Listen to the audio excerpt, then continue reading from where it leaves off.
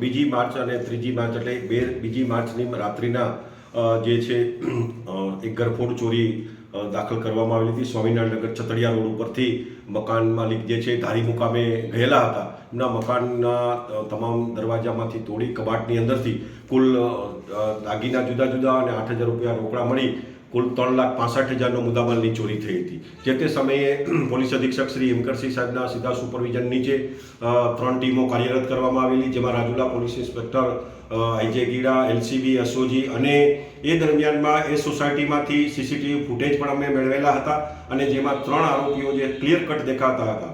આ બીજી માર્ચ અને 3જી માર્ચની વહેલી સવારના આ બનાવ બનવા પામેલો હતો. આવો જ એક બનાવ 3જી તારીખના અને 4થી તારીખની રાત્રિમાં 3જી તારીખના રાત્રિ દરમિયાનમાં મહુવા ગામે પણ બનેલો હતો અને જેમાં પણ 6 લાખથી ઉપરના દાગીનાની ગરફોડ ચોરી થયેલી હતી. એ સીસીટીવી પણ અમારી સર્વેલન્સની ટીમ અને એલસીબી પીઆઈ પટેલની ટીમ અને એના માણસો કાર્યરત કરી અને એમ પટેલની ટીમ પણ આમાં કાર્યરત હતી. કુલ 6 ટીમો જે પોલીસ અધિક્ષક શ્રી હિમકરસિંહ સાહેબના સીધા સુપરવિઝન નીચે કામ કરી રહી હતી.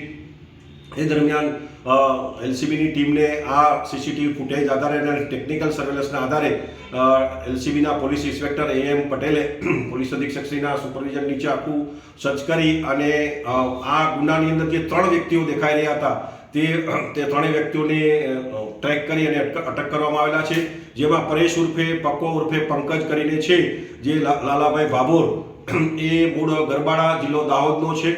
બીજો જે આરોપી છે નગરસિંહ ઉર્ફે નગરો, હુંડિયાભાઈ નીનામા, એ પણ એ તળાવ ફળિયું ગરબાડા તાલુકાનો છે. ત્રીજો સંજય ઉર્ફે દાસ નરગીસ મચ્છાર, જે એ પણ એ બાજુનો છે.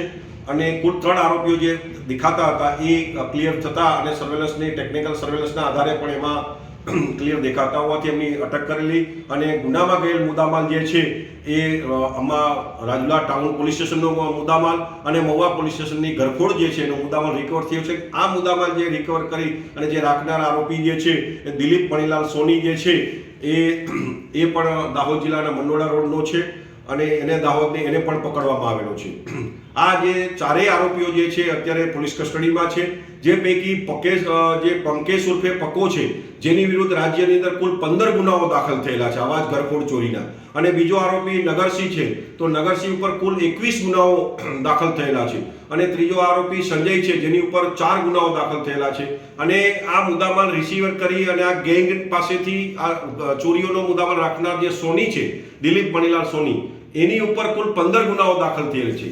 આ આરોપીઓનો ગુનાહિત ઇતિહાસ જોઈએ કે ક્યારથી આ ગુનાની શરૂઆત કરી, તો જે આરોપી પંકેશ છે એને આ ક્રાઇમની દુનિયામાં 2016થી શરૂઆત કરી અને અત્યાર સુધીમાં કુલ 15 ગુનાઓ દાખલ થયા. એ જ રીતે આરોપી નગરસિંહનો પ્રથમ ગુનો જે છે એ 2020થી શરૂ કરીને 21 ગુનાઓ અત્યાર સુધીમાં દાખલ થયા. ત્રીજો જે આરોપી છે સંજય ઉર્ફે દાસ, જેનો પ્રથમ ગુનો જે છે 2023થી શરૂ કરે કુલ 4 ગુના દાખલ થયેલા છે. અને દિલીપ મણીલાલ સોનીનો જે ગુનાહિત ઇતિહાસ જોઈએ તો 2016થી આવા ગુનાઓમાં એ પકડાયેલો છે. આમ આખી એક સંગઠિત ક્રાઇમ કરનારી ટોળકી આ ગરફોડ ચોરીઓ કરે અને આ મુદ્દામાલ રિસીવર કરે અને એનો નિકાલ કરે. આજે નામદાર કોર્ટમાં રજૂ કરી અને Rajula police inspector IJ Gida તપાસ ચલાવી રહ્યા છે. એલસીબીની તપાસમાં હકીકત ખુલવા પામેલ હતી અને પોલીસ અધિક્ષક શ્રી હિમકરસિંહ સાહેબના સીધા સુપરવિઝન નીચે, મારા માર્ગદર્શન નીચે મારું વિઝિટેશન હોય આ આરોપીઓની પૂછપરછ ચાલુ છે. અને બીજા અન્ય કોઈ ગુનાઓમાં સંડોવાયેલા છે કે કેમ, આ રાજુલા સુધી દાહોદથી કેવી રીતે આવ્યા, આને અહીંયા કોઈ માણસ લાવનાર છે કે આ બંધ ઘર એક જ દિવસ રહેલું હતું તો કોઈ બતાવનાર અન્ય લોકલ કોઈ આરોપી છે કે કેમ, તે અંગેની ઘડી તપાસ ચાલુ છે.